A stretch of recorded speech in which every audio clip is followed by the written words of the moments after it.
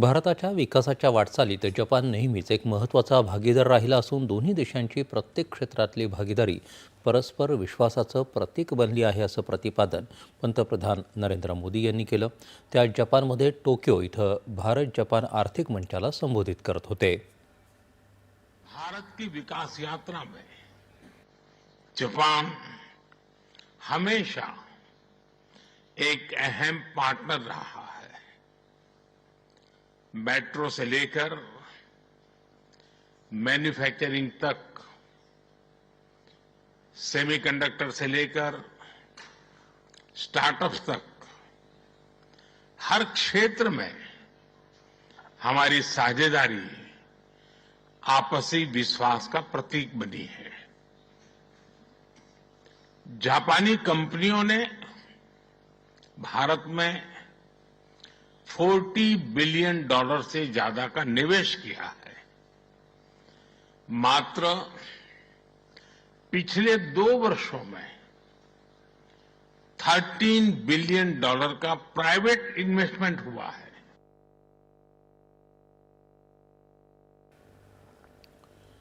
भारतामध्ये जपानी कंपन्यांनी $40 अब्जहून जास्त गुंतवणूक केली आहे आणि भारत हा गुंतवणुकीच्या सर्वाधिक विश्वासार्ह ठिकाणांपैकी एक असून या ठिकाणी केलेल्या गुंतवणुकीमुळे भांडवलात केवळ वाढ होत नाही तर मिळणारा परतावा गुंतवणुकीच्या गुणाकाराच्या रूपात असल्याकडे त्यांनी लक्ष वेधलं.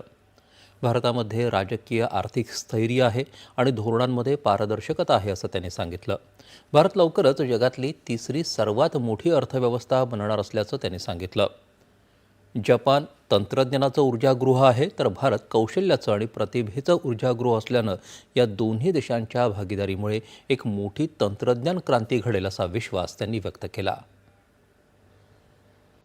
जापान टेक पावर हाउस है और भारत एक टैलेंट पावर हाउस है. भारत ने AI, semiconductor, quantum computing, biotech और स्पेस में बोल्ड और एम्बिशियस इनिशिएटिव लिए हैं. जापान की टेक्नोलॉजी और भारत का टैलेंट मिलकर इस सदी के टेक रिवॉल्यूशन का नेतृत्व कर सकते हैं. सोलर सेल्स हो या फिर ग्रीन हाइड्रोजन, साझेदारी की अपार संभावनाएं हैं. भारत और जापान के बीच जॉइंट क्रेडिट मैकेनिज्म पर समझौता हुआ है. इसका लाभ उठाकर क्लीन और ग्रीन फ्यूचर के निर्माण में सहयोग किया जा सकता है. भारत आणि जपान यांची भागीदारी केवळ या दोन्ही देशांसाठीच नव्हे तर देशातल्या विकसनशील देशांच्या, विशेषतः आफ्रिकी देशांच्या विकासाला देखील चालना देईल आणि त्यातून जागतिक कल्याणाचं उद्दिष्ट साध्य होईल असं ते म्हणाले.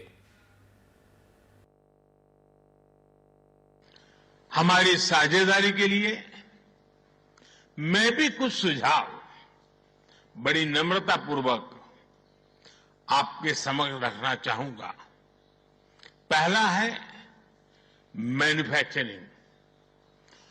ऑटो सेक्टर में हमारी भागीदारी बेहद सफल रही है और अभी प्रधानमंत्री जी ने इसका विस्तार से वर्णन किया.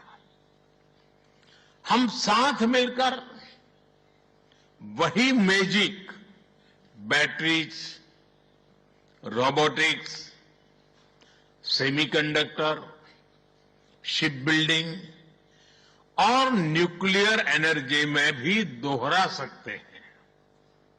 साथ मिलकर हम ग्लोबल साउथ, विशेषकर अफ्रीका के विकास में अहम योगदान दे सकते हैं. मैं आप सबसे आग्रह करता हूं, कम make in India, make for the world.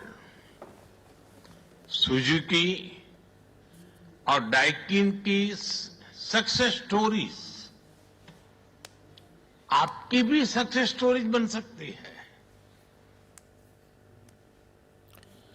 जपानचे पंतप्रधान शिगेरू इशिबा यांनी देखील भारत जपान भागीदारीचं महत्त्व अधोरेखित केलं. जपानमधलं अत्याधुनिक तंत्रज्ञान आणि भारतामधली असामान्य प्रतिभा परस्परांना पूरक असल्याचं त्यांनी सांगितलं. आज होत असलेले सहकार्याचे नवे करार भारतामध्ये जपानच्या गुंतवणुकीत अधिकाधिक वाढ करणार असल्याच्या वचनबद्धतेचं निदर्शक आहेत, असं ते म्हणाले. 6 वर्षांपूर्वी आपण वाराणसीला भेट दिली आणि तिथं खरोखर अतिशय कष्ट करणाऱ्या काही लोकांना भेटल्यावर भारतामध्ये विकासाचा ध्यास किती जास्त प्रमाणात आहे त्याची प्रचिती आली. दोन्ही देशांच्या द्विपक्षीय सहकार्यात भविष्यात आणखी वाढ होण्याची अपेक्षा जपानच्या पंतप्रधानांनी व्यक्त केली.